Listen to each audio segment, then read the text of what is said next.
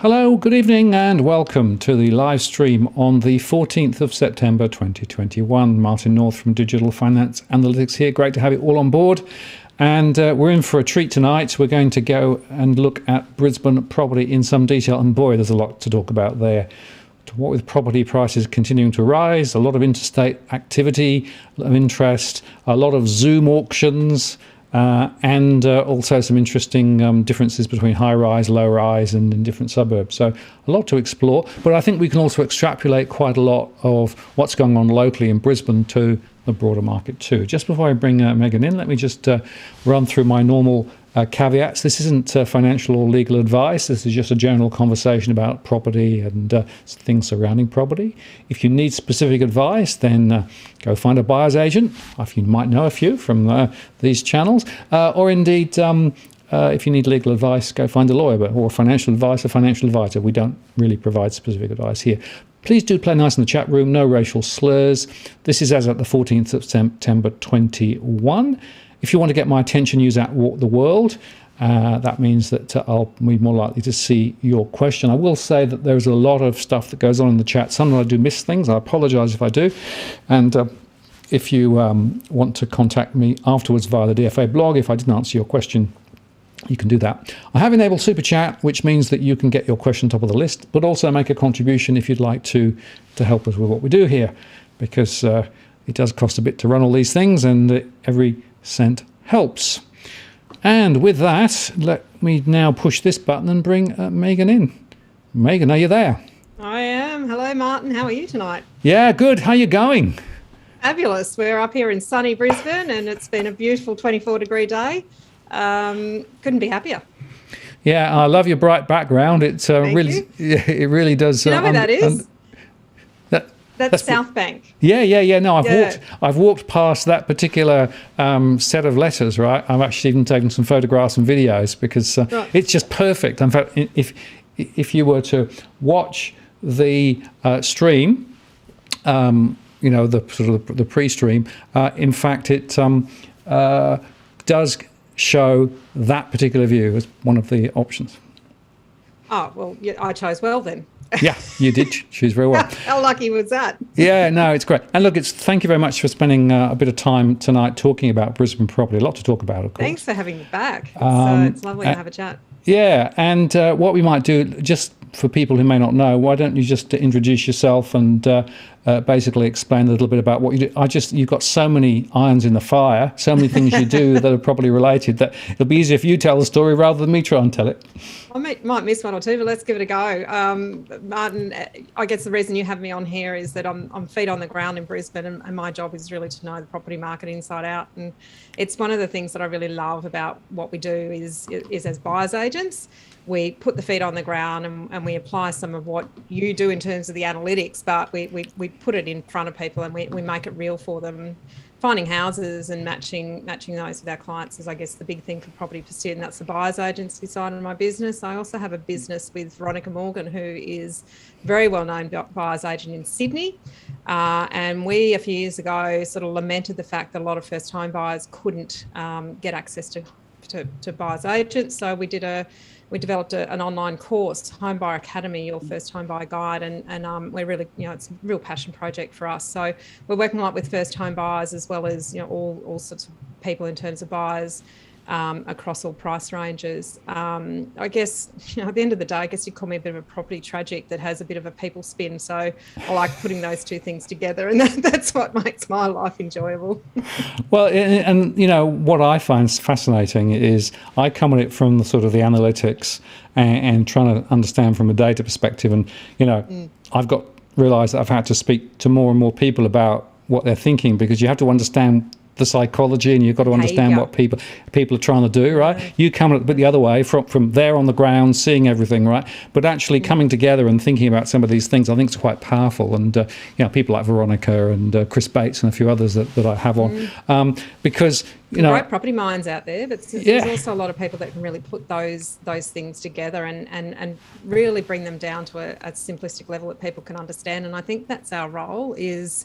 You and I can talk about statistics and what's happening with interest rates and all these sorts of things, but at the end of the day, most people want to know how it affects them. And that's the thing that I really like to do, is kind of talk them through and walk them through that journey of how does all this impact you and what does it mean? Absolutely. And, it's the biggest decision probably you're ever going to make when you're going to buy property these days, right? Because it's so expensive. And the problem, of course, is... I think you, on one of your recent shows, you talked about the fact that most people spend more time researching buying a car or a boat than they spend researching to buy a house, or spend actually looking to buy a house. And, that was CanStar research, the diversity of how vast the difference is between how much they're spending on those three different categories of things. It's pretty alarming. But you're right, it is probably the biggest financial investment most people will make in their life. And look, my view is I'm trying to be a bit of an antidote to all the spooking that's going on out there, right? Because I'm not anti-property, believe it or not, and I do think that... You just come at it differently. Yeah. The fact is that if you buy the right piece of property at the right time, then you can do very well. But the trouble is there are traps for the unwary, and unfortunately, if people just get swept up in the, the psychology of the auction or buying a property sight unseen without actually doing any due diligence, there are huge risks involved. And of course, the amounts of money we're talking about are massive, right? You might think of buying a boat or a car or something and, spend a bit of time on the internet. But the fact that CanStar said people buying property spend less time, that's just scary. It's funny that you say that, because we're going to go into that a little bit later, the whole sight unseen thing, because it makes me choke. But that's another story. There are ways to do it and there are ways not to do it, and we'll talk about that. We'll unravel that a little bit later. But I think that one of the CanStar survey, and I got this off one of your shows, 11% would buy a house sight unseen versus 8% would buy a pet sight unseen. So more people would buy a house sight unseen than a pet. Yes. Scary stuff. I mean, I know a pet can bite, but the point is property can bite, right? If you buy the wrong property. They can absolutely bite. That whole old saying, and I don't know where it came from, but it should be shelved. That old saying that, as long as you buy anything, you'll make money in property. No, there are so many people who have lost money in property, so many people who have really done their dough and have either had to start all over again from a lesser position than they were before they went into the property, or the opportunity cost of what they purchased versus what they should have purchased has actually set them back a number of years. Yeah, and that concept... It's not just any property. Spot on. No, exactly right. You've got to do and that concept of the opportunity cost, right, which is, in other words, if you didn't buy X but you bought Y, or if you didn't buy now but bought later, that's the stuff that people actually often don't get their head around. The other thing, of course, is that once you've bought a property, you're sort of committed to it, and then you've got the ongoing upkeep costs and the maintenance costs and everything else. And if it's an investment property, you've got to... Divesting is not an easy... it's not an easy answer to a difficult situation. A lot of people don't realise how badly they've done until they actually sell the property. Yeah, that's the proof that's in the pudding. You can crow all you like about, I own this property and I've done this, and a lot of young people that have leveraged to the eyeballs. Not only young, older people too, leverage to the eyeballs, saying, I'm very successful. I'm a successful property investor because I've got 5, 6, 7 properties. But they won't realise what sort of impact they've had on themselves and their wealth until they actually divest. So that's really the proof is in the pudding when you actually sell. So unless you've had that proof, then... it's a bit hard to listen to someone who's... Well, I was making a show last night with Edwin, who's a guy that I work with in Sydney, right? And I talked Edwin's about... brand. Yeah, well, he does golf a bit. But the point is, I talked about what I call a punctiliar action. That's a particular type of action, right? Which is a point in time, but it has a massive consequence subsequent, right? And buying property is a punctiliar action, because the decisions you take today are fundamentally going to impact not just the next few months, next year, but a long time down the track.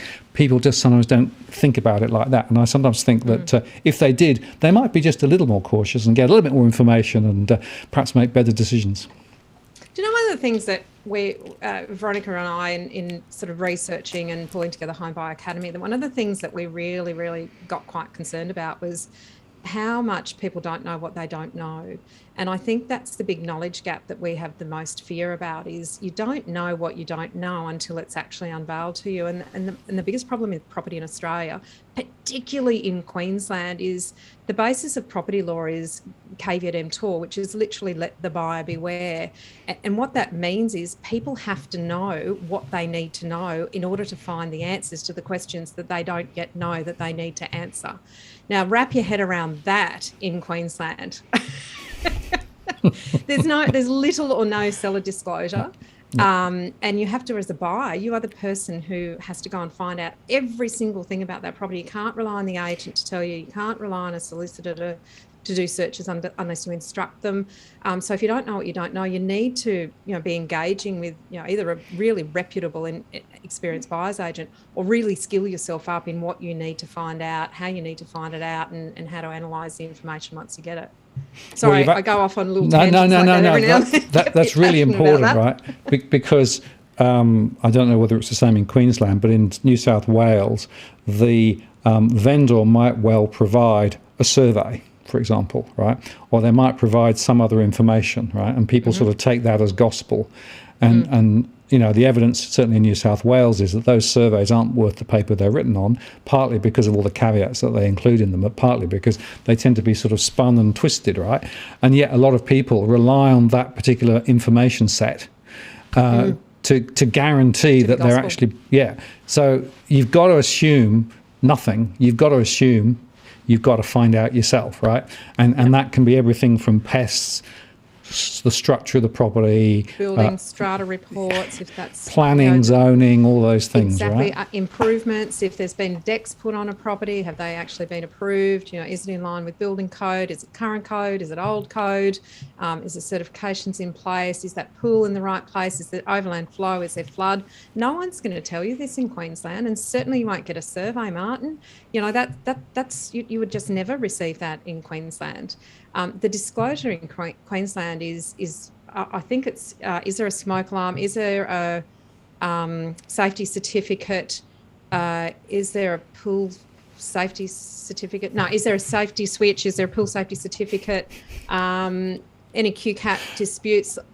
And unless it's, if it's a freehold house, that's about it, really. Yeah. That's what the seller's got to disclose. They have to disclose any registered easements, but they don't have to disclose unregistered easements. Now, if you don't know what an unregistered easement is and how to find it out, you could end up with a property that has a sewer running through it right where you want to put your pool. Yep. No one's got to disclose that to you. Yep, absolutely. You got to find it out, yeah. Yeah, you find out the hard way, right? When you sort of build that pool and think, oh, water's a bit funny colour. Yeah, when the pool company goes, now, I've done the plan, and apparently there's a sewer 2 metres down. Great. Now, let's just there's a question here from Dead and Regret, and thanks very much for the super chat, Dead and Regret. Due to COVID lockdowns in Sydney and Melbourne, does Meighan see this feeding property prices in Brisbane and South East Queensland substantially? And I'll add to that, what is the interstate interest, right? Because we know that the ABS showed a lot of interstate migration, so net migration positive towards Queensland and particularly Brisbane and the southeast. So we know that there's significant momentum that way. So what are you seeing? How true is this interstate interest, and what is it doing to the market? Okay, I'll let you do the stats, but I did pull off a couple. But feet on the ground, what we're seeing is that, normally in a normal year, let's take COVID out of it, in a normal year, about 2/3 of our clients who are buying are local, and the balance are interstate or expat buyers. And usually expat buyers are buying perhaps a house to move back to, or an investment property to get some money into Australia. But currently that's really sort of changed, it's shifted, and there's about 20% expats, about 35% interstate, and 45% local. So those local people are generally looking to upgrade or move out of, the home that they were locked in last year for a few months and decided was far too small for them to exist in that kind of space anymore. Plus, of course, you can't travel at the moment, so a lot of people are using their homes a lot more for, socialising and so forth. So I guess, the population side of things is a really interesting one, because it is one of the things that does put upward pressure on prices. And it was a really good question, because the increase in population in Queensland was 1.9%, 1919 and 1920. It's the highest of all the capital cities. But actually, one of the things that is also driving population increase is natural increases at its highest level. So there are less people dying and more people having babies. So the natural increase is actually increasing. Net migration is a really interesting one, and this is where the interstate interest comes in, and also the expat interest. So we're not seeing any foreign buyers in our business, or am I hearing any of that from real estate agents that we talk to? And we talk to thousands of real estate agents. But the net migration is the thing that's really interesting, because one of the big things that we used to see a lot with Brisbane is people leaving to work overseas or interstate. That big exodus of people looking for higher paying jobs in salary, larger firms, better professional opportunities and so forth. No one's leaving Queensland at the moment to go and pursue these opportunities, to work overseas, to work interstate. But we have this influx of repatriating Australians and interstate migration from people who are realising that, in fact, they can have the interesting thing about COVID is how people are reevaluating their working situations. So people who may have wanted to live in Queensland, they have family here or like the warmer weather or whatever the case may be, who would want to live anywhere else, by the way. I don't understand why you would live anywhere else. But there's this reevaluation of, do I really need to live in the city that I work in now? Because there are so many more opportunities for flexible working arrangements. So people are looking at this now from an employment point of view and saying, well, I actually can have my lifestyle in Queensland, but still maintain my position, my professional development, my career progression in my job in Sydney or Melbourne, and commute on a much less basis, maybe just be down there once a week, once a fortnight, once a month, whatever the case may be, maybe a week, a month. There's various flexible working arrangements that are really coming out and becoming available to people now that are allowing them to move their families to Queensland while still maintaining their working positions interstate. That's a really interesting phenomenon, because it's one of the reasons that I've always believed that house prices in Brisbane haven't had that sort of really strong push since about 2003, I think, was the biggest last rush that we had in prices. We've had some peaks since then, but certainly not to the extent that Sydney and Melbourne have. And I think one of the main reasons is we don't get the high income positions, the corporate headquarters and so forth that bring people who have large discretionary incomes up to Brisbane to buy high-end houses and move people along upgrading into houses and pushing prices up. So we haven't had that in the past. We're starting to have it now. Yeah, and it's very interesting. I think there's a bit of a sea change going on, right, with no migration, but a lot of interstate interest. Yeah, there's no exodus, but there's this sort of, this, instead of there being a revolving door here at the moment, it's almost like the outdoor has been broken and the indoors just kind of getting pushed and pushed and pushed, and that's putting a lot of pressure on prices. Yeah, absolutely. And there's a follow-up question which actually came from Trish beforehand, which was, she's looking basically at property just in and around Brisbane, right? And what she's saying is, I can only look at it sort of at arm's length because I'm locked down in Sydney, right? And the estate agents are saying, no, we can give you the virtual tour, and you can do a Zoom auction, and you can participate completely virtually, right? And the question that she threw at me was, what am I missing, right? Is this sensible or is this stupid? Well, go back to those figures from the CanStar survey, don't we? Well, 11% of people. So 11% of people buy a property sight unseen. Was that? I think that was. Yeah, that's correct. That's right. 11% versus 8% for pets. 8% for a pet. That's right. And I have heard of people travelling interstate to view the pet before the pet is available for pickup. So yes. I actually believe that. And I look. Is there a place for virtual tours? Absolutely. They're fantastic. Virtual tours are a really good way for getting a feel for how a property flows and what some of the features are, the photography, all of those sorts of things. But look, I think the thing that I get really concerned about is the misconception that the agent may be working in the buyer's interest in what they present to you. So let's just be honest. I will not agent bash. It's not my job. It's not what I do. But an agent's fiduciary obligation is to sell the property and to represent the seller. They have to get the highest price for the property. That is their legal obligation.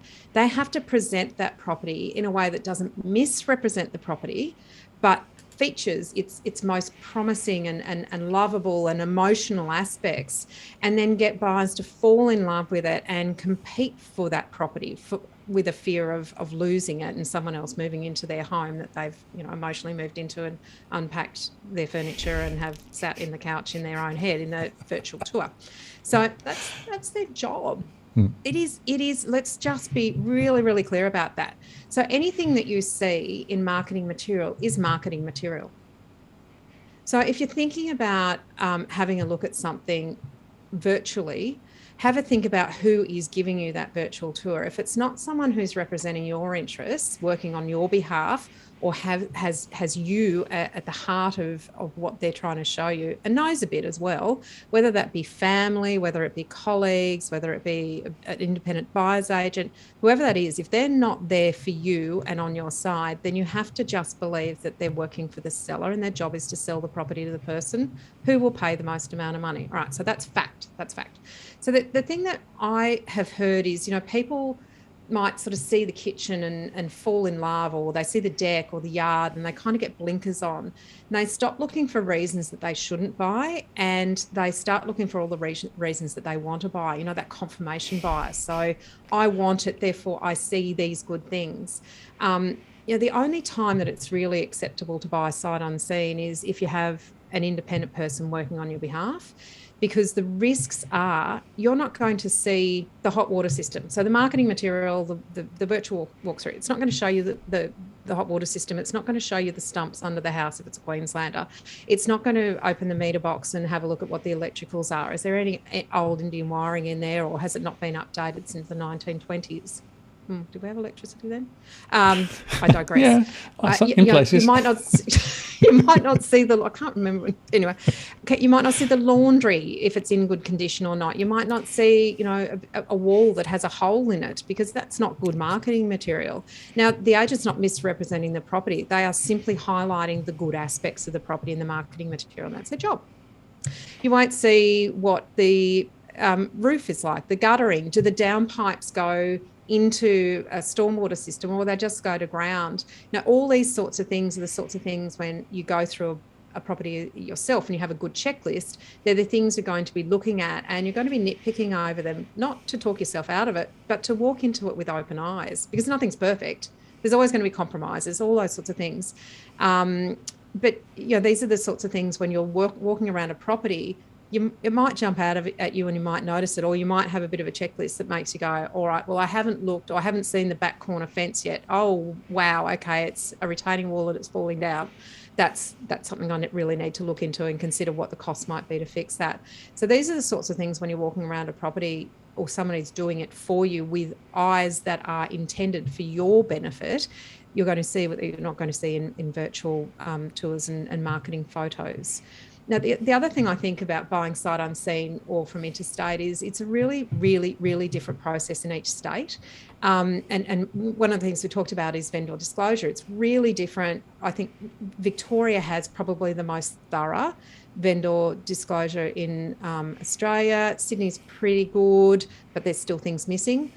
Queensland is shocking for vendor disclosure. As I say, you really have to know what to do, how to find it, how to interpret the information and so forth.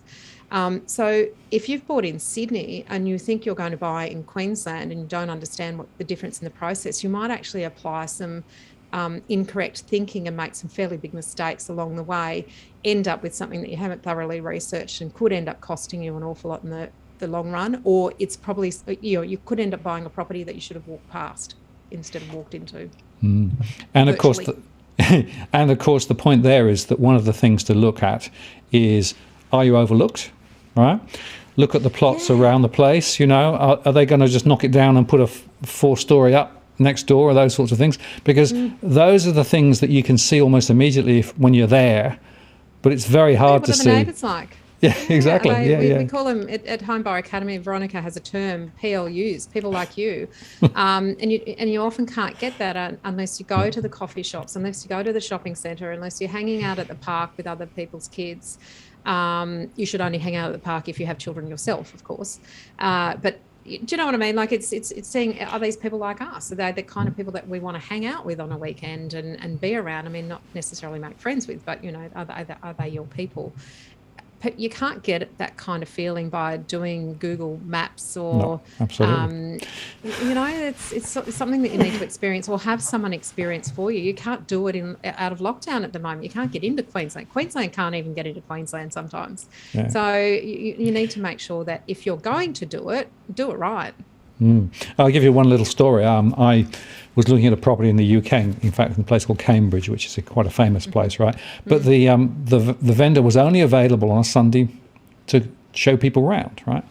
And I tried to figure out why Sunday, right? So I went round on a Saturday and discovered that there was a dry cleaning centre that was running 8 till 6. 6 days a week, Monday right? to Saturday. Monday to Saturday, with all of the sort of the noise and all of the fumes coming out the back, right, coming wafting straight over into the garden, right? Right, yeah. So another point to get, when you look at a place, don't just go the same time every time. Go at other times too. Great advice, Martin. Yeah, well, we try. The other thing is topography. So Brisbane's really hilly. It just there's a lot of hills and ups and downs and all these sorts of things, and marketing material can make something look elevated and airy and so forth, but if the hills around you are preventing airflow or natural light coming, or we have overland flow here, so we not only have rising flood, we have overland flow, which is the pathway that water takes when it comes down hilly topography. And that can affect, you can find that information free online, that's on City Plan, but until you physically go and look at a property, you don't really understand how those things kind of work, and, you know, how much is the slope on that block of land, and what can I do and what can't I do. Going up and down the street, you know, the property at the bottom of the hill is not as good as the one that's, you know, on the acclivity, and not as good as the one that's on the peak. So some of those sorts of aspects of actually being able to drive around or have someone drive around on your behalf to give you that independent look at what's around is really quite important.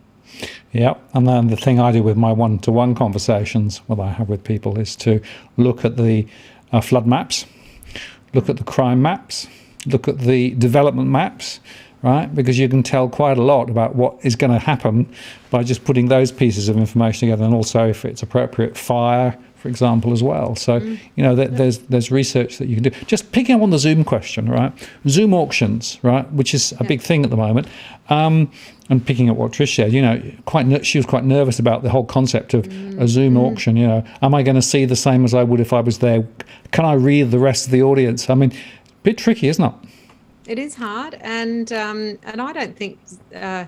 So I'm going to separate the types of auctions. There's online auctions that are actually held online, and some of those you don't see anybody else, and some of them are actually run on the major portals with a date and a time, and people place bids during the marketing campaign, and the price actually goes up, and you see the price going up, but it gets to the end date and that doesn't necessarily mean it's going to sell. You don't really know what the reserve was. People might have conditions. They're quite I find them quite a confusing process. We've bid on a few of them, and I still scratch my head. Zoom auctions, if we kind of decide that the way that we're going to what we're going to say a Zoom auction is a traditional auction where the auctioneer is standing up in front, but instead of the audience being physically there in front of the auctioneer, there's sort of a whole heap of faces on Zoom. If we call that a Zoom auction, look, it feels a little bit more real, and it feels a little bit more traditional. The auctioneer's there, they're calling the bids, but in a lot of cases you actually can't see the other people. In some cases you can. So it depends how the company is actually going to run the online auction. And then there's others where it's just you can't see anybody, you're just typing in your bids and the auctioneer's calling it, and you put your hand up and you bid, and There's all sorts of different ways. And I actually bid on my first online auction in 2009. So we're talking, it was very new technology back then. It didn't take off at that time. I found it, I honestly didn't feel that it benefited the seller nor the buyer. I thought it was an awful process for both parties. It's kind of an imperative now because we physically can't get into auction rooms or on site for auction. So there's a bit of pivoting and tilting, and there's probably better technology now to do it. But I don't think that I've necessarily seen a platform that is, auctions are meant to work for the seller. The idea is to gather a whole heap of bidders together and get them to bid unconditionally under a high pressure situation and get people to experience the emotions of fear of loss and ego, I need to win this, so that people actually start, really going for it against each other to push out to actually get the highest price out of the buyers. That's really what the basics of an auction psychology are. And a good agent, a good auctioneer can do that really well. A well-informed buyer or buyer's agent can step back from that and sort of take the heat out of that. You can't really do that with online auctions. No. So the seller doesn't get the benefit of that emotion and the ego and the, all of that sort of thing that comes from being in an auction situation. And the buyer doesn't kind of get caught up in that either.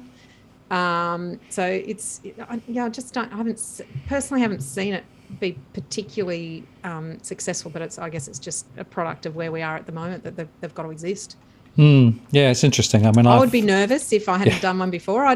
We always recommend, as part of the course, we always recommend go to a number of auctions, physically go to a number of auctions, watch how things are done, watch how auctioneers do things, watch how agents do things, watch how buyers behave. Arm yourself with information. Read Veronica's book, Get Auction Ready.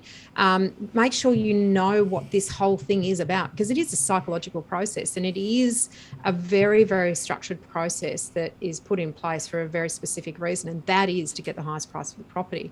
But you have to stop yourself. You have to have that control to be able to say, I've set my limit before the auction, I'm not going beyond it, and I'm completely comfortable with where I'm going to walk away. So there are things you can control as a buyer, and that is your actions and how you bid. But we say physically go to auctions. Right now, I'd be saying just register for online auctions. Just get in, see how they work, see what you can see, what you can't see, how are agents handling it, how are auctioneers handling it. Get on, just be part of it. Register for as many as you like. It doesn't cost you anything to register. Just don't bid. Don't bid.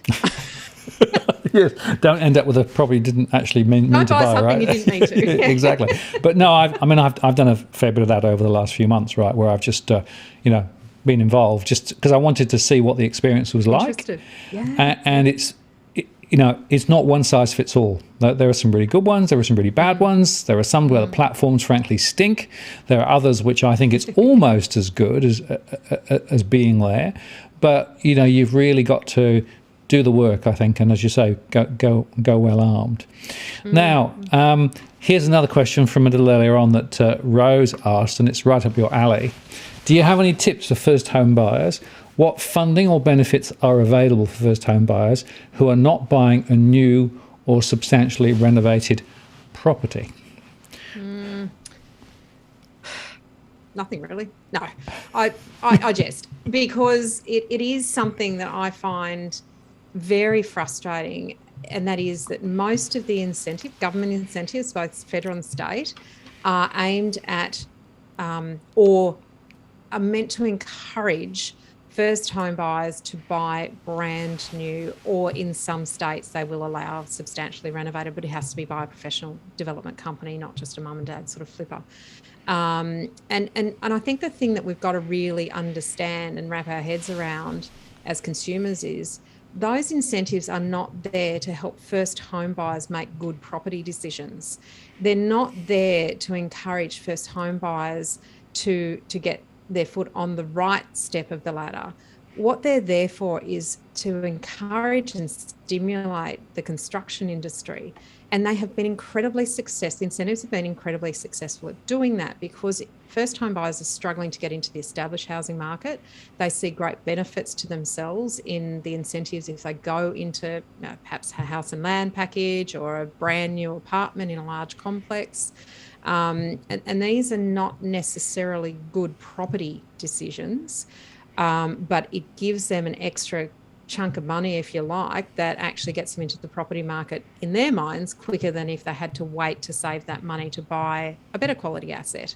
So one of the things about the incentives, I think the only one that that doesn't, and we did a huge amount of analysis on this when we were researching Homebuyer Academy, most of the incentives have a price cap. So you can only spend up to a certain amount of money, and those price caps are different in the capital city versus the regional city. They're different in each state. But the Super Saver scheme, I think, is one of the few that doesn't actually force you or pigeonhole you into a brand new property. Now, that's not to say that is for everybody, but it is one of the few that will not actually force you down that direction. So something to be really careful and really well researched before you decide to enter into that scheme, but definitely one to look at if you're looking to buy an established property. Yeah, and just one other thing that occurs to me, there's this 80% above or below, right? If you are putting in less than 20% deposit, then effectively LMI, you're going to be forced to pay the LMI premium, which is, quite a lot, even if it's capitalised. Although the government schemes allow you potentially to go an alternative route in certain circumstances for certain types of property and avoid LMI.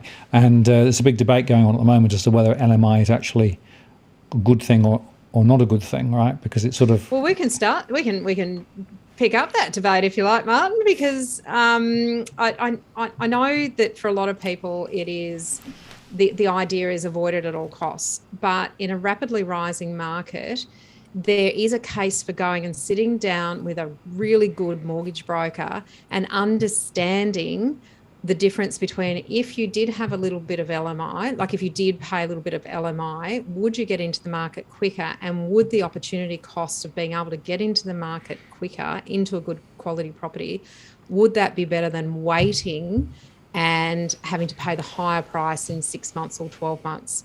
So I'm not sitting here saying that I think that everybody should look at paying LMI. I think there is a case for going and talking to a broker and understanding in your circumstances whether that is an option and what is the cost of that option and what is the opportunity cost if you wait until you've actually been able to save your full 20%. Yeah, I agree. There are definitely circumstances when LMI makes a lot of sense, right?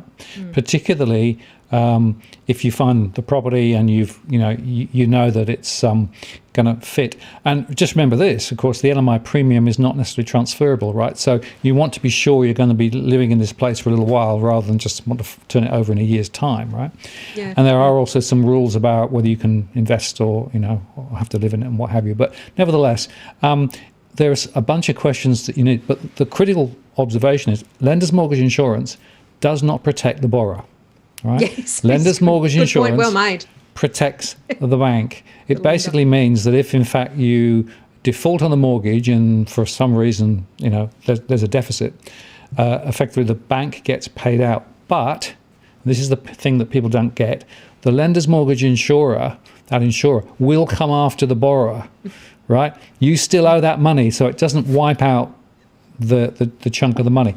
And in my surveys, about 1/3 of people still think that lender's mortgage insured protects them. It doesn't. It protects the bank. Yeah, absolutely. And it's not America. You can't, if you can't afford your mortgage, you can't just hand the keys back.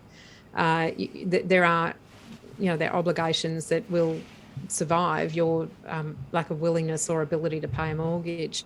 So the thing about lender's mortgage insurance, as you absolutely rightly point out, it protects a bank. It doesn't protect you. You should be talking to a financial advisor about the things that you need to undertake or enter into to protect you, whether that's income protection, other life insurances and so forth. So there are things that as a property owner you should also protect yourself with, but lender's mortgage insurance is not your protection, it's the bank's protection. Yeah, and I have to tell you, having waded through a few of these agreements, right, the contracts are pretty long-winded and difficult to understand, right? And interestingly, I had somebody the other day talking to me on a one-on-one who said, even my solicitor didn't understand the contract. Oh, wow. So the mortgage contract or the lender's mortgage insurance subclause really? of the contract, right? Because basically it's an add-on to the thing, right? Mortgage, yeah. So it is worth, saying to people, it's not a silver bullet by any means. There are circumstances when it makes sense, but it is worth doing due diligence and really getting to understand it. And remember, folks, it doesn't protect you, it only protects the bank, right? And of course, they've got an interest, therefore, in perhaps pushing it. And that's interestingly why more of the banks are doing their own lender's mortgage insurance now rather than actually outsourcing it to one of the two big third-party providers in Australia. And Martin, let's not forget, some institutions will do a higher LVR for certain professions. So this is where it's really important to actually seek the advice. We talk about building your support crew, and it's really important to get the advice of people who know their profession really well and can advise you in their lane, and they stay in their lane. So I think the thing that's really hard for people, particularly first home buyers, is there is so much information coming at you from all different angles, mum and dad and the water cooler and colleagues and, the guy that's bought his first unit in Randwick and, like everybody's got an opinion. And it's sometimes it's really hard to just shut out the noise and select some people who you trust and are experts in their field and who will stay in their lane, and go and sit down with them and say, look, this is my situation. This is what I've heard, but can you tell me a little bit more about it? What are the pros? What are the cons? When would it be worth considering it? When should I really not do it? This is what I do. This is what I earn. This is... Because all of this big picture about you uniquely, these are the things that are going to make you either an attractive or unattractive opportunity for a financial institution. But there are so many differences and intricacies in lending policies, and they're changing constantly. So just because mum and dad bought 15 years ago in outback Queensland, and they've had that one experience of buying the property back then, what their situation was and what their experience was and then what their memories were and what was happening back then is vastly different to you and your situation right now and what's happening now in the lending environment and the rules and the policies and all that's very, very different. So you need to get advice from the experts in their field, but don't ask anyone to be an expert outside their field. A mortgage broker shouldn't tell you how much to pay for a property. And by God, look, I'm going to jump on the bandwagon here. Hold on for this one, Martin. Do not get auto valuations or property reports that give you an estimate of what a property is worth. You've got to do that research yourself. That is, it's one of the things. There was a property, I'm going to talk about some properties shortly and give some very specific examples of what's happening in the market. But I just want to talk about one particular property. It just sold for just over $950,000. And today I went, I wonder what the property reports would say. So I Googled, free property report or property estimation or price estimation, whatever the case may be. So this place sold for just over $950,000. I don't know the exact figure because it's not unconditional, so the agent won't give it to me yet. The first two reports, so remember $950,000, first two reports, the indication was $750,000 to $800,000. Two reports said that. And a major bank gave an indication of $670,000 to $870,000. You're not buying that house if you're getting free property reports and not doing your own research. Yeah. So it's alarming. When I've done it in the past in markets that weren't as fast moving, then they've overestimated because the prices aren't rising at the rate that the data and the algorithm, the way that they process the algorithms isn't giving them accurate data at the time. So sorry, that is one of my big bugbears. Do not do auto valuations. Don't rely on that information. Do your own independent research. No, it's great advice, and about that. yeah, no, absolutely, because it's one thing I've been saying a lot as well. You know how all the property portals say last asking price, you know, or that sort of stuff, right? People assume that means that that's the price it got sold at, right? And the fact is, it has not necessarily any relationship to what price was actually settled at, and you probably won't know for a number of weeks because, of course, the settlement processes have to run, right? And if you then actually go and get the real data, for example, in New South Wales, you can go to the New South Wales database and you can pull out the settled value, and I've done that for quite a few properties, and almost always the settled value, that the agreed price, was actually quite a long way off what the portals were suggesting it was either worth through their algorithms, or even as indicated on the portal in terms of, you know, last asking price. So you've got to do that piece of work. Of all the things that you know, hopefully people will find useful today, that's probably one of the most critical pieces of information, right? Absolutely. You cannot take what was on the portal. And I know that people say, well, it's hedonic, isn't it? So it's fully adjusted for, you know, numbers of bedrooms and condition. No, it's not. Come on. It's not. Well, actually, number of bedrooms, number of bathrooms, land size, you know, those sort of generic things. Okay, let's give it that. But what it doesn't take into account, we talked about this, you know, where on the hill is this property? Is it at the bottom of the hill, or is it at the top of the hill? Does it have a south-facing rear, a western-facing rear, a north-facing rear? Yes, these things actually impact price. You know, is it granite bench tops or Bunnings caboodle? These things impact price. Is the layout practical? Does it flow well? Are the room sizes good? Or is it a bit rabbit warren-y, you know, 2 single bedrooms and a large bedroom, and no one can work out how to fit their children in the second and third bedroom? These things affect price. And these are the things that the algorithms can't take into account. What is the outlook? Is it overlooked? Is the property next door going to be developed into a set of units? Is there a parking station nearby? Is there a petrol station with a 24-hour compressor going all the time? These are things that affect price, and the algorithms can't account for them. They also can't account for, you know, improvements. Have they been done properly? Have they been approved? Like, these things affect price. And it is only your own research and your own feet on the ground, or getting someone in who has their feet on the ground and who can actually help you with this stuff. It's only actually doing that and understanding that yourself that you can take a sale price when you get the sale price and go, oh yeah, I went through that property, had a back to front layout, the deck was, you know, it overlooked the school, and, you know, could hear the bell ringing every other day, and yep, I can understand why that sold for that one, whereas that one went for $200,000 more, and yeah, it had a really nice outlook and it was elevated and there was no way that your view could be built up. These things affect price, and you only actually know these things when your feet are on the ground and you're seeing those aspects of those properties that make them comparable or not comparable. Absolutely, and that's the point, isn't it? Comparable means you need to have significant understanding of the X's and the Y's and all the bits and pieces, right? So you can actually make a like-for-like comparison. And unfortunately, apples and pears and apples are not the same.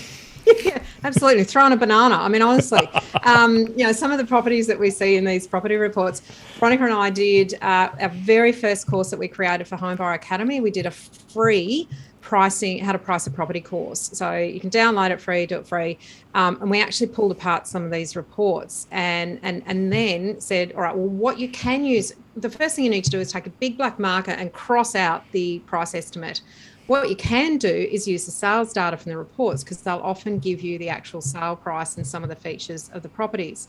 And if you've been doing your research, your feet on the ground, and you've been checking these things in the areas that you're interested in, then you'll be starting to develop a bit of an idea. You've been through a few properties, what's good, what's bad, that sort of stuff, and building a knowledge base. So you can actually, the thing that you can use off those property reports is the actual sales data from the individual properties. You've then got to use some analysis, and we provide tools and a bit of a guidance on how to do the analysis for the comparable parts of the properties where they're inferior, superior, and so forth, to actually say, all right, well, it's superior in these aspects, inferior in those aspects, it sits roughly in this range, and you start to develop an understanding of actually how to make those comparisons. And that really is the basis of comparable sales methodology, which is what real estate agents and buyers agents use. You're not going to be an expert in 6 months, but at least you'll know what to discount and say, no, that's not comparable, and how to analyse the data and actually start forming really good opinions about what something's worth, rather than throwing a dart. Don't throw a dart. I was going to say, just have a cute, might as well guess. We'll come on in a second or two to talk about median prices and how they can be useful or how they can also not be useful when it comes to decision. But I just wanted to pick up a couple of questions first. This is one that Jason asked earlier on, and Jason, thank you very much for the super chat. Does Meighan expect a small pack or short-lived spike once Queensland relaxes its border controls, which prevents Victoria and Sydney from getting in there within a timely process, or an overall growth long-term perhaps? And he also went on to say, disclosure in Queensland is rubbish, in my humble opinion. I think it's true. I could not agree more, Jason. Lack of disclosure in Queensland is rubbish. But we digress. Look, honestly, Martin, and I don't pull in punches, you'll always get what I think, but I could not have anticipated what the market is doing at the moment. This human behaviour that we're seeing, this change in the way that people are looking at their lifestyles and the way that people are so fearful of missing out on what is a rapidly running market. I couldn't have picked that 12 months ago. At this point in September last year, we were just starting to see the seeds. No, it was actually August. We're just starting to see the seeds of people coming out of lockdown and saying, "Oh, okay, we're still employed. We're okay. The world is continuing. Oh, I've just spent 3 or 4 months in a house that I don't really like anymore. I think I'll go and get another one." So this strange kind of almost euphoric behaviour of, quick, let's go and get a better house in a better place. And next time there's a lockdown, if there is one, we'll be so much happier because we'll have a pool and a big rumpus room and we won't be on top of each other for homeschooling. It's almost counterintuitive. I keep saying to people, I just shake my head sometimes at the way that this is happening, but it is. So we have to deal with it. We have to say, all right, well, how do we manage ourselves in this as buyers and as sellers and agents and buyers agents and valuers? I mean, must be a tough gig being a valuer at the moment, honestly, because they have to rely on data and facts and settled sales at the moment in Brisbane. Settled sales are outdated once they've settled, and settlement's usually 4 weeks. So you can't even rely on the data from the sales from 4 weeks ago to give you an indication of what you should pay for a property or what a property is worth now, because people are just simply going, I missed out on that one, I'm just going to load up another 10% on that one. So is that going to continue? I think as long as we haven't got any of that, there's a number of things, right? So interest rates are low at the moment. But assessment criteria is still a little bit unreasonable. There's that the fact that banks are looking line by line, and they are forced to do that by the legislation rather than having a general assessment criteria. Tightening credit has had a big impact on investment. So I'm going to talk a little bit later about what I see is the biggest thing that we need to wrap our heads around, and that is the decreasing number of rental properties that are available for people. As long as expats are continuing to come home, when we're seeing that influx of people, and as long as that interstate migration continues, then we're going to see that inward pressure. Where are Queenslanders going to go? There still aren't opportunities to work overseas. People aren't moving to Sydney and Melbourne. There's no need to. They can get those jobs here remotely and work from Queensland. So there's nothing that we can see in the horizon that doesn't continue to place upward pressure on prices.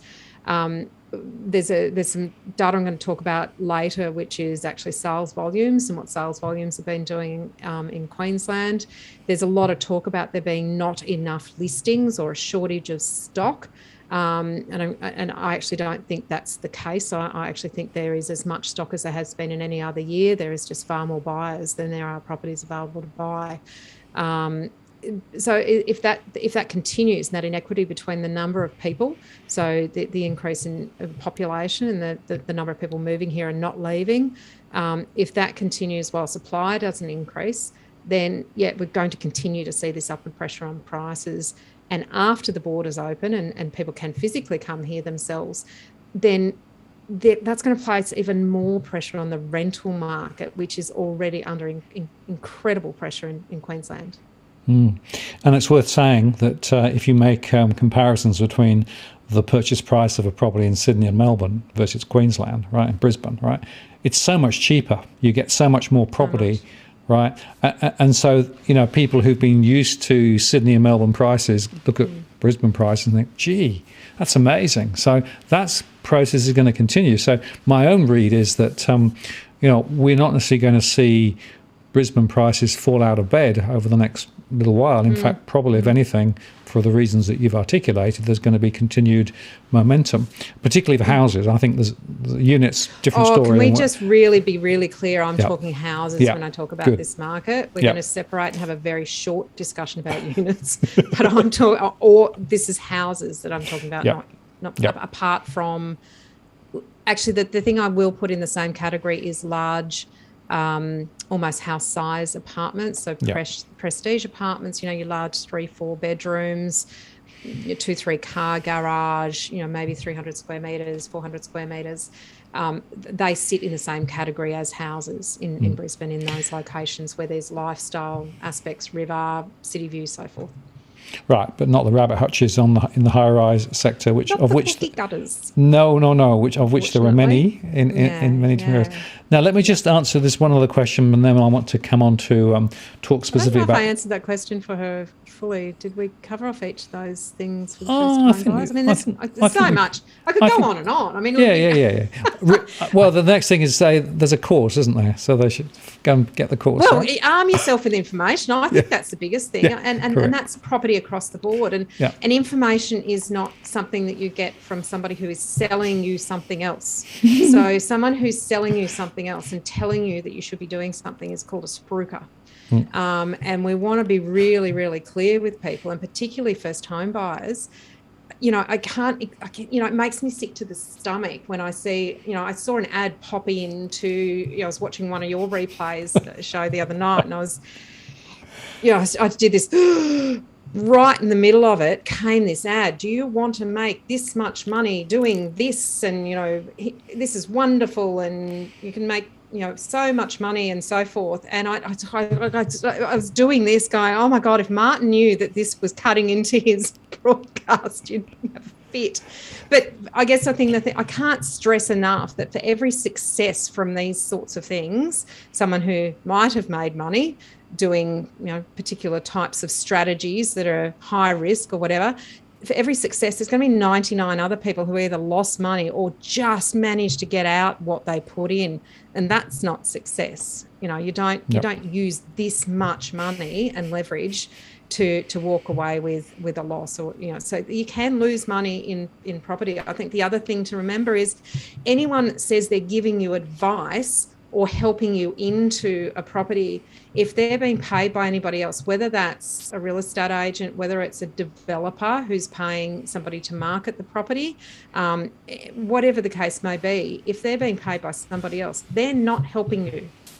They can be nice to you, they can be helpful, but they're not the one helping you, nor should they be advising you. You should be stepping away and getting independent advice before you make any decisions, particularly if someone's trying to pigeonhole you into something that doesn't look or feel right. Yeah, no, that's exactly right. A lot of people have motivations which aren't completely transparent. And as you say, sometimes money talks, unfortunately. I just want to answer Aaron's question from earlier on. Can LMI be reimbursed if the property is revaluated to exceed the LVR? Don't think it can. And almost certainly, unless you ask in a particular way, you can't even transfer the lender's mortgage insurance from one property to another property, right? So it's pretty much a sunk cost the day you take it out. Yeah, not my area of expertise. And as you know, I stick to my lane. So that would be a question for a mortgage broker, or, my understanding is once you've paid it, it's gone. Yep. That's pretty much it. There are exceptional circumstances where if you really ask in a particular way, they might sometimes give you some of it back, right? But it's not standard, it's not disclosed, and most people never ask. So, and of course, they don't want to publicise it because they don't want to have to pay back those premiums because they make a lot of money from those premiums.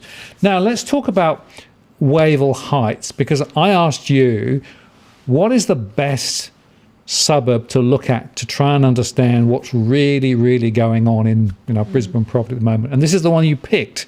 So we've got a bit of information to share and talk us through it. Where do you want to start that particular part of the conversation? Look, I think the thing, we've talked about the pressure that's coming into the market from the demand side of things. We talked about easy access to credit, low interest rates, the fact that there's more buyers than sellers.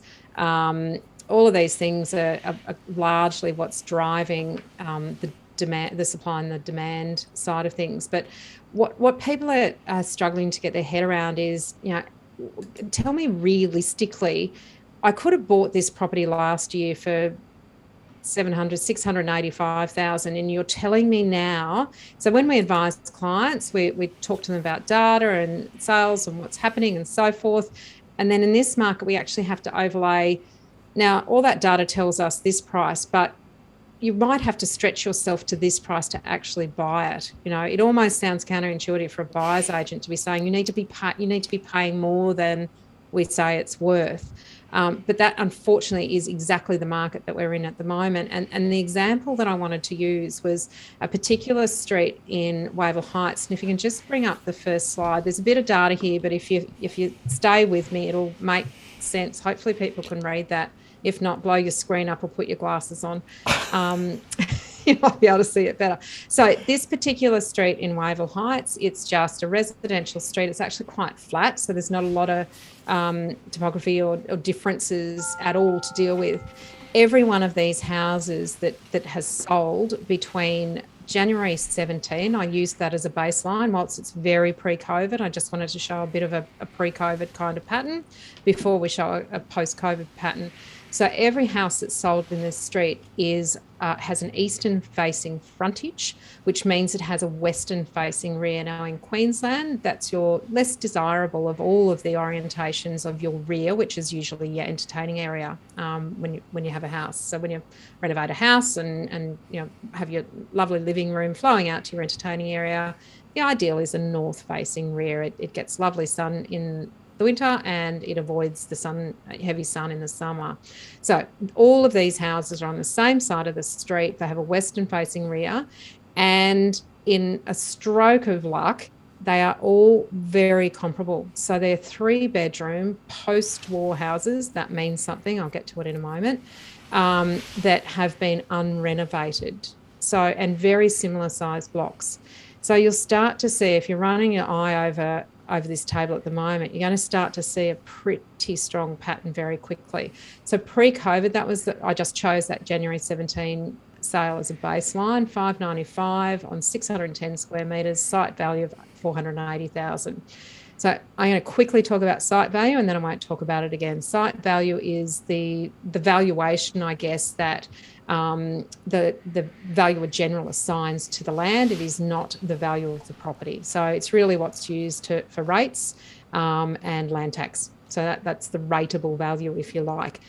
They're all pretty similar. So we're dealing with similar size blocks of land, similar site values or rateable values, and on the same side of the street with the same orientation.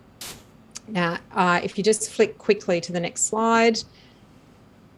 Just doing that now. There we go. Yeah, flick quickly. Okay, so this is what they are. These are post-war houses. Now, post-war is a really important one in Queensland, particularly in Brisbane, in the local government area.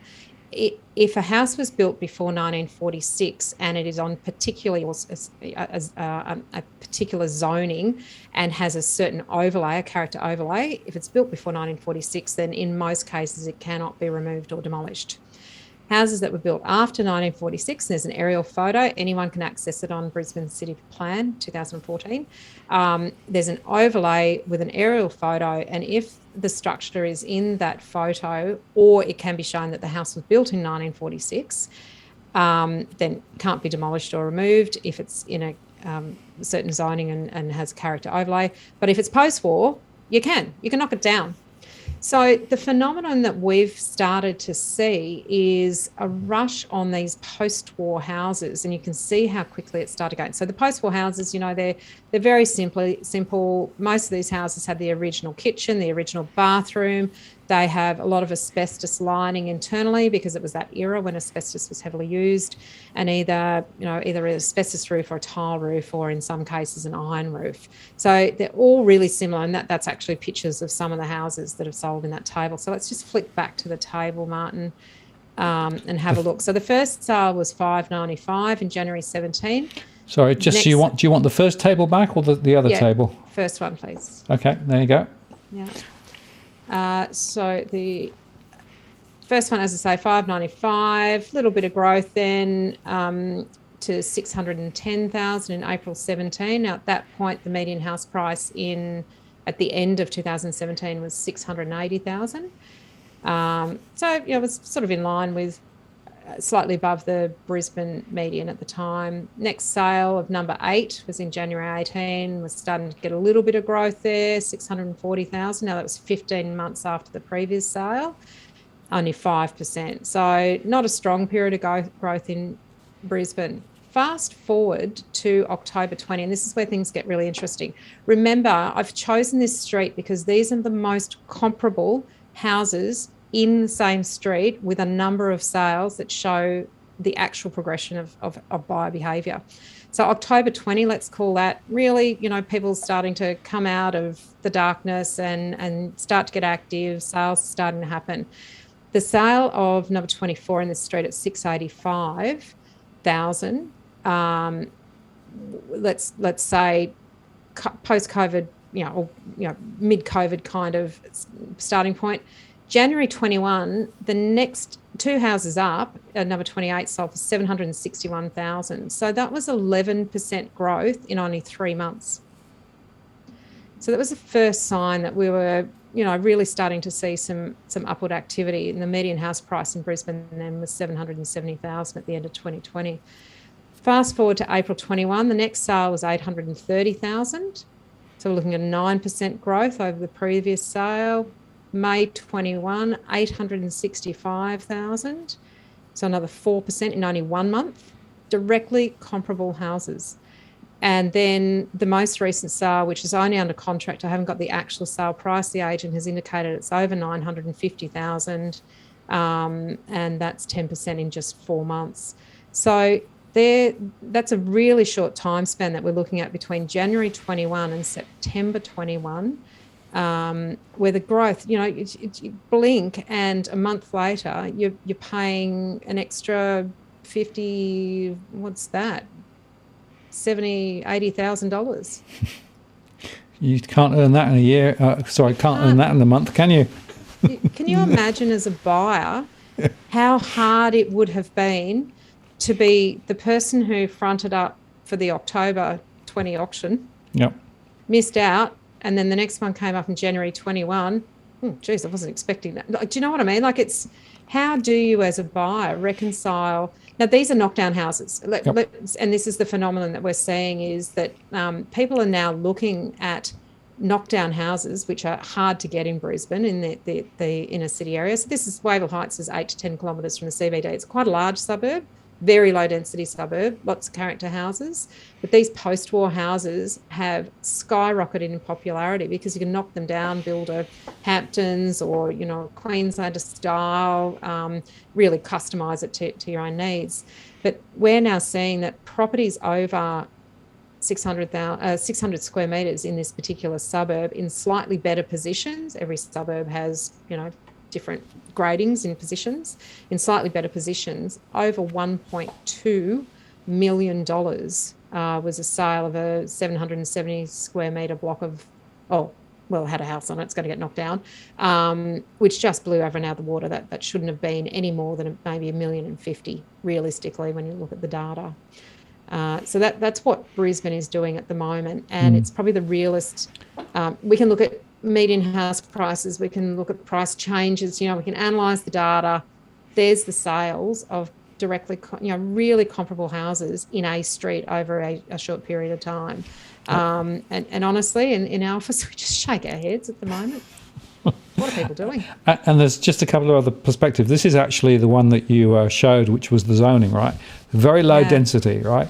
Really low density. There are other suburbs quite close by where the density rate's going through the roof, and as a result of that, blocks are being sold and then basically subdivided, and then I'm seeing that in Sydney and Melbourne too, right? And suddenly the character of the place changes, the density changes, and the value equation is completely different, right? Absolutely, yeah. And the neighbouring suburb it was rezoned, I think, as part of the current city plan. So around, I was pre-2014, but it was rezoned to be what was considered a transit-oriented development at the time, which may actually be older than 2014. But it's also a commercial hub. So the idea was to rezone a lot of the blocks around there, largely post-war. Not a lot of character in the neighbouring suburb. It's actually mostly post-war. It was developed more in the 50s and 60s. The neighbouring suburb, but has the big Westfield shopping centre there. So in order to encourage use of public transport, a lot of the sites around these transit-oriented developments were rezoned to encourage people to live in higher density, so stacked living units, so forth, and use public transport to get into the city. So they're trying to stack around the transport hubs, which are great in theory. What's missed the mark in Brisbane is that people want to live in houses. They don't want to live in apartments necessarily. And so the demand for those apartments from owner-occupiers has not been strong. And we'll talk about growth of units versus houses. But, that's a vastly different story when you talk about that suburban growth in units. Houses have done well because they're development sites, so they're going to get a premium for highest and best use. Absolutely. Well, that's the other point I make, that often if you're in those sorts of suburbs where there is subdivision possible, then you're competing with builders who can basically buy the place, knock it down and build 3 or 6 or whatever on it, right? And that puts a floor under the price. I will just share this information. This is my analysis of houses first, and you can see there that basically the average gain over the last 10 years about 6.3. But look at that massive peak in the last year or so, which is what you're seeing. And if I compare that with units, right? Units, well, not really doing much. Now, I know there aren't that many units in the area. Not a lot of units, but there is a fundamentally different set of behaviours for units versus houses, right? As we said earlier on. And I think it's just worth underscoring again that, the ABS data came out today and that showed that prices were up strongly over the last quarter up till June. But it was houses, not units, where the action is, right? And so we've got this sort of disjointed market where you've got, a lot of houses, particularly those that perhaps are in more attractive areas and perhaps slightly more expensive. But a lot of the units are still dropping in the number of areas. And even now in areas of Queensland, they're still going backwards. Yeah, despite this movement of people in and the reluctance of people to leave, unit prices. We've got a number of home buying principles in Home Buyer Academy, and one of them is if it's easy to buy, it's going to be hard to sell, and it's never more true than in a seller's market where if it is easy to buy, and apartments at the moment are. And we're talking 2-bed, 2-bath, investor stock, sort of cookie cutter, small, stacked on top of each other. Not, they're the sorts of things we're talking about. We're not talking about the really high-end luxury, well put together, almost mini house type scenarios. But people in Brisbane look at those and say, well, if I can get a house with some land under my feet, then I'd actually rather do that than be a little bit closer to, Westfield, Chermside, and be an apartment. So the lifestyle decision of people is still directed towards the house, the freehold house, or even maybe a townhouse, which is a good alternative, sort of sits between the two. But the thing I guess I really want to go back to is if it's easy to buy, which units are, even in this very difficult, high pressure market, if it's easy to buy, it's going to be hard to sell, particularly when the demand isn't as strong. And there's lots of others that are just like yours that are all for sale at the same time. And one of the things that I have a huge fear of with these incentives that are encouraging first home buyers to buy brand new is, who are you going to sell it to? Because if first home buyers are incentivized to buy new, then who is actually going to pick up this second-hand unit when it comes time for you to upgrade? And there, in many cases, as your life stage changes, you might move. You might start in a 2-bedroom unit, and then you might move into a small house and so forth. And if you can't get out of that unit at least what you paid for it, you would hope that you do better than getting out of it what you paid for it. But unfortunately, and I don't have the data here, but I have done analysis on a number of buildings where resales have dropped significantly. So what someone has paid, and just one example, in another transit-oriented development, not Chermside, but a different suburb, where there's lots and lots and lots of these 2-bedroom apartments. Someone paid $560 off the plan. Its bank valuation now is $430. Now that they can't sell that, but they've had to keep topping up to keep at the 80% LVR. So they're actually putting more and more money in to just keep afloat, hoping that this apartment will recover in some way. Now, you can probably understand that I've been recommending a divestment on that asset for a while, but it's a terrible place to put yourself in if you've used incentives to get into something new. And we've had a number of students in Home Buyer Academy who have told us they're not first home buyers, but the first property they bought was a house and land package. It went backwards, they lost money. Now they're trying to engage in arming themselves with the right information so they make good decisions, and they aren't, take the blinkers off. Don't just look for the incentives. Actually look at what is the right property for you to live in. And you and I probably will debate forever whether a home also should have investment characteristics as well, or should it be just about your home. And we have a very big belief that capital growth is important regardless of whether it's a home or an investment property, and fundamentals are important. And buying A-grade property versus C-grade property, it's important. These are all things that enable people to ride out the waves of property markets that will cycle up and down. And if the bank comes knocking on your door and says, look, we think your property is worth less than it was last time we valued it, you've got to either have the cash to top up to keep at the right level of LVR, loan to value ratio, or find something else that can be used as an asset to support it. And then you're starting to cross collateralize, and it starts to get really messy. So capital growth actually is important, even if it's your home. Well, you may have picked up from one of my earlier shows where I said, look, it seems to me that there are some fundamental differences from investing in property and seeing property as effectively an asset class like any other, right? Versus a place where you are buying because you're going to put down roots, and it's going to be where you want to be for 5, 10, 15, 20 years, right? Yeah. All I'm saying is it's a bit like a seesaw, right? Some of it's more important, some of it's less important. Yes. The fact is, compromises. You got to sort of level it up right. But what you can't do is to assume that if you're going to buy that place that you want to live in, it's automatically going to be the best investment that you can get as well. That's the problem. Yeah. Right? Yep. You're going to have to compromise. And that's really all I'm saying. And what I often say to people is it's really important to think it through. Why are you buying? What are you really trying to get out of it? First question. Second question is, do you understand all of the financial aspects? So what are the transaction costs getting in? And of course, if you sell, what are the transaction costs for getting out? Because people forget those there, right? Yeah.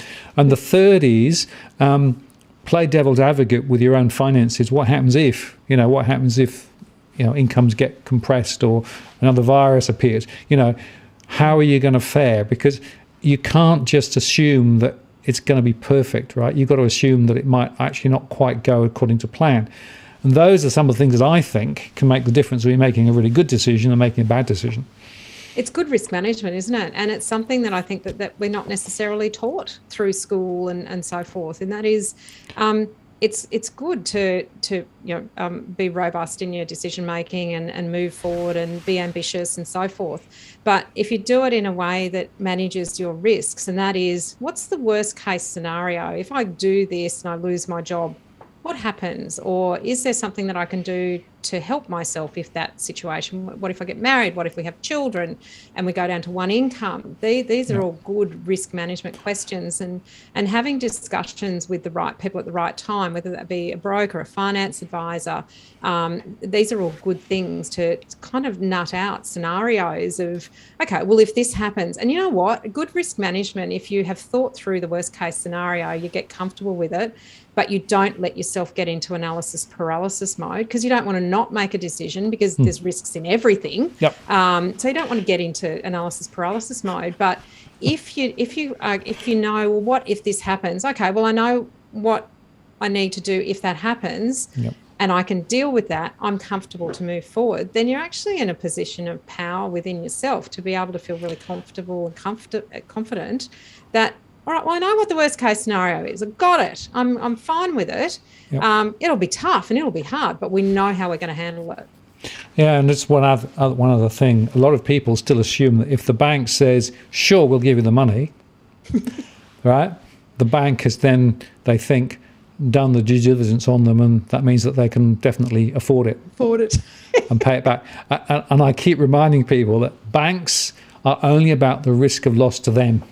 Yep. They're not about your finances and the way that you manage your affairs, right? And yet the number of times I've heard people say, but the bank said, no, you've got to understand what the bank's at, right? So it's very important again. They want you to borrow as much money as they can lend you. For as long as possible. Responsible lending, there is the Royal Commission did bring in a lot of good things, a lot of tough things as well. But, that's a whole nother show. But, I also, I've been quoted, and I still stand by the quote, that I'm of the belief that not everyone can or should own property. And I know that's kind of, it's not popular, and I get it. It's not a human right to own property, and some people think it's un-Australian if you don't. But the basic human need is to have adequate shelter and safety. And for many people, that comes in the form of a rental property, not ownership of a property.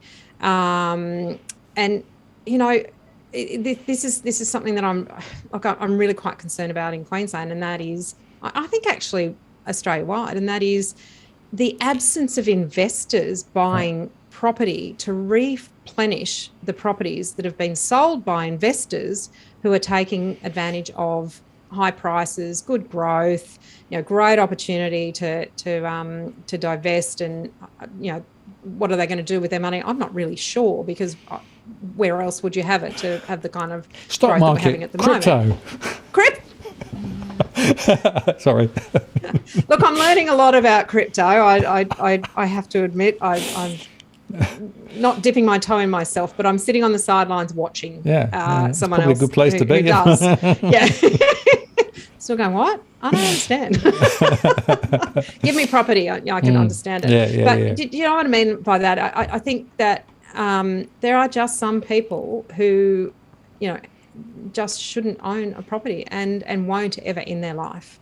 And that's okay, but we have to make sure that there is enough in the rental pool that they're not squeezed out of what is reasonable housing standards on an ongoing basis for people who are renting properties. And I know there's been some changes in other states, and there's going to be some changes and proposed changes in Queensland too. Absolutely. Now, there was a question that came up earlier on from Mrs. Henderson. Thank you very much for the super chat. As a first-time buyer in Brisbane, am I going to have better luck finding a quality house via an auction or offers or off-market? Love your podcast, Meighan. Thank you, Mrs. Henderson. Okay, so firstly, congratulations. If you've got to the point of being a first-time buyer in Brisbane, you've obviously done a lot of work to get to that point. Can I say that there's no luck in finding a quality house, and how it is for sale does not affect the quality of the house. So what I mean by that is there are two primary methods of sale of properties in Australia. There are other methods, but the two primary methods are public auction or private treaty or private sale. And I'm not talking about private sellers, so people selling their own property. Let's just put it in the realm of being listed with a real estate agent, just for the discussion. So if it's a public auction, it is simply a different process and you do things in a different order to a property that is offered for sale by private treaty. So you're not going to get a better quality property out of either process.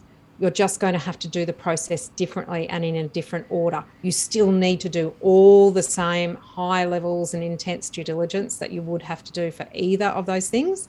It's just that with an auction, you do the due diligence before the auction, before you know whether you've bought it.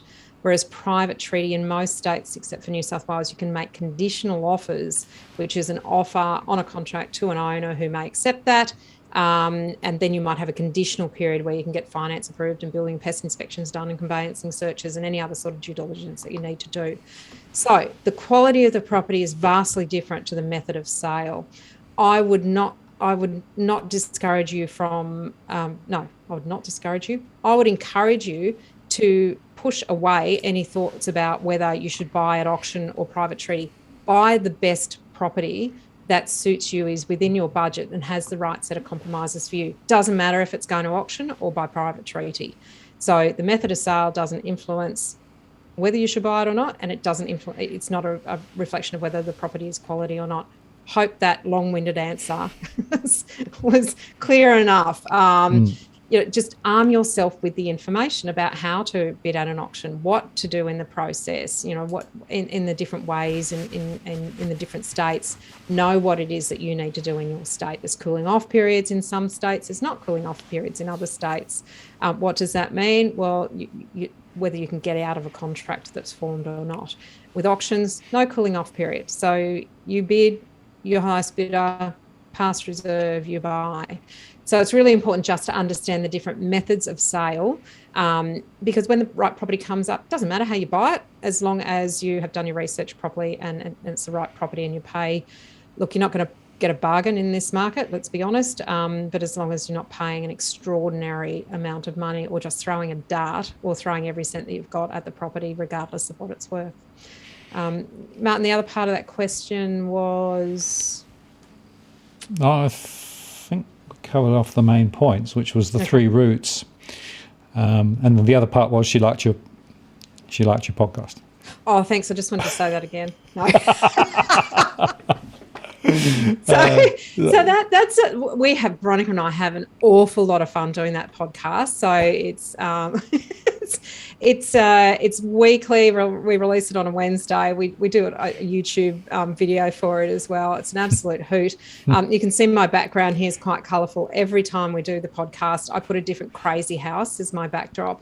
And, I've had, the toilet house in Korea, and I've had the steel house in Texas, I think it was, and the skateboard house in Malibu. Like, there are some fantastic houses that we can look at. But the podcast is really about pulling away some of the layers or some of the misconceptions that people have about property, how to buy, giving people real, honest, truthful and sometimes brutal information that makes them stop and think, wow, I don't know what I don't know, but I'm starting to learn. And that's really what the podcast is about, is giving people free access to expert advice that they can rely on.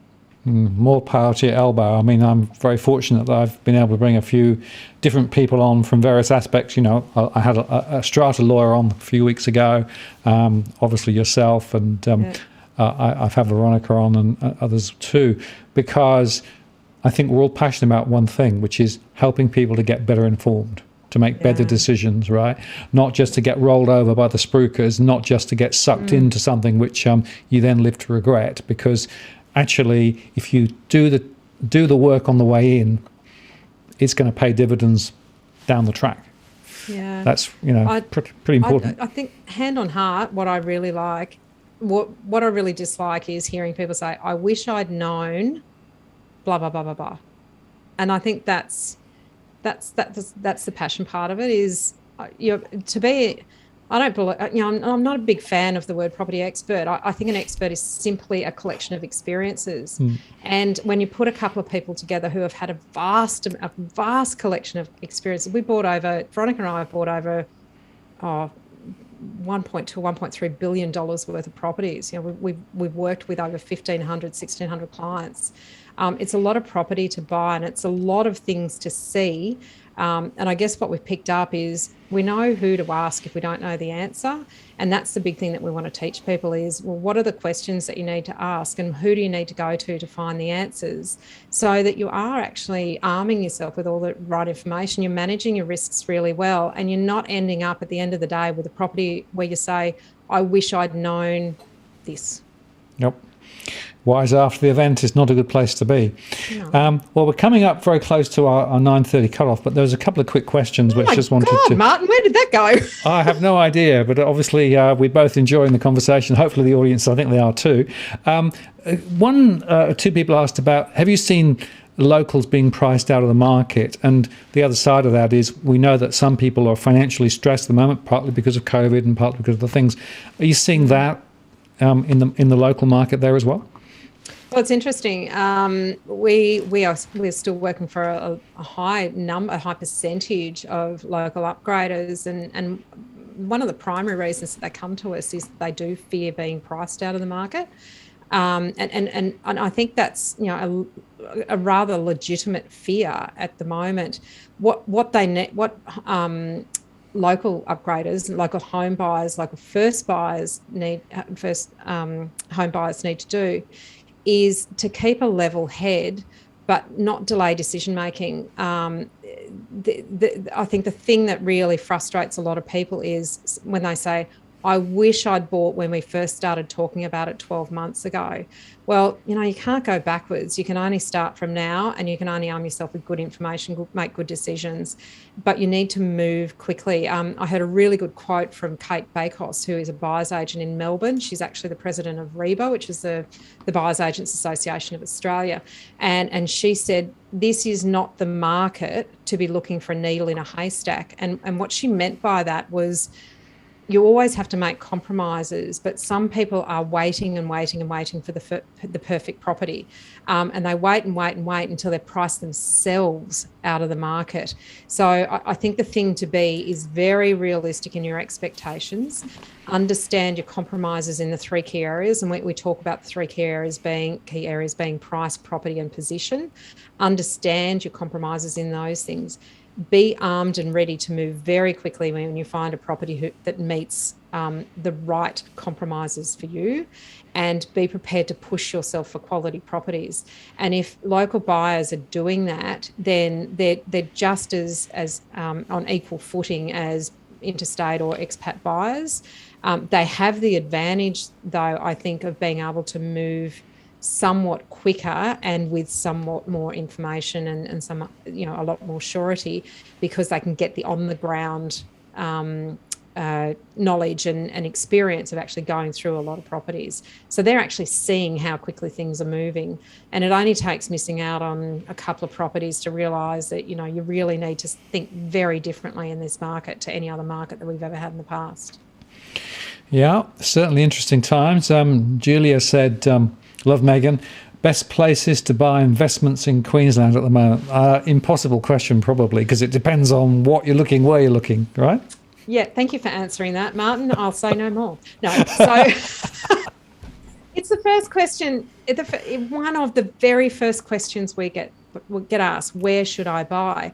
And the thing is that the answer to that question is unique to each individual person.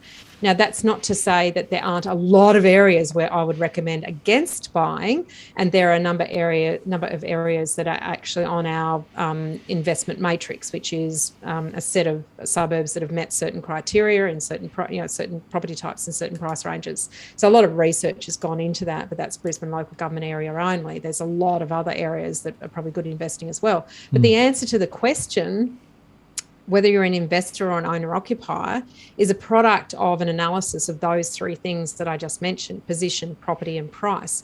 But those things can only come after you've done a lot of work working out why you're buying the property, where are you in your life cycle, what are you expecting it to achieve, how realistic is that?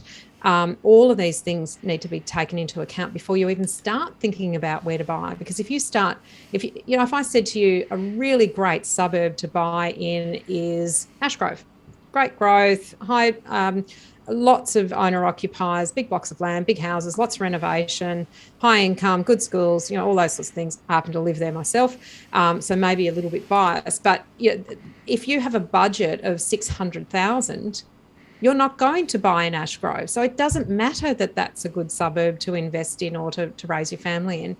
It's no good even putting that into the equation. So you've got to know those other things and have done a lot of upfront work before you can even start thinking about where to buy.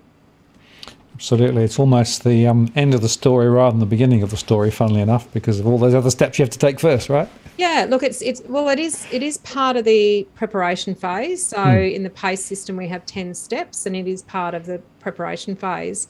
But it's after you've actually done a lot of navel gazing and talking to the experts, the financial advisor, the mortgage broker, understanding your situation, understanding your goals, how long are you going to hold the property for? And, there's no one that I know who knows anything about property who would say anything less than 10 years as an investor, and you're speculating. As a home buyer, you might have a stepping stone strategy, but you've got to make some really, really, really good decisions about which property you buy if you're going to step up into your dream home eventually. But it is part of the preparation phase. Before you actually start pounding the pavement and doing your online research, you have to understand yourself and your situation, your goals, and what your plans are before you find a property that's going to meet those. Yep. And okay, folks, we made things sound a bit complicated, right? And it is complicated. The point is, it's a big decision. There are things that you need to do in a certain sequence to get to the right answer, right? If you do try and cut corners, the risk is you end up with a suboptimal decision. And to bring my punctiliar action back again, right? You make a decision, you do something, and then the consequences follow, right? If you haven't done the work and if you've not actually got yourself aligned appropriately, you end up with a situation that haunts you subsequent. And a lot of the mortgage stress that I see in my surveys stems directly from people making bad decisions for the reasons that we've discussed this evening. So very, very important conversation. And Meighan, I want to say thank you very much for sharing your expertise with us. It's been really interesting and exciting to hear what's going on and your views there. If people want to find out more about you and what you do, where's the best place for them to go?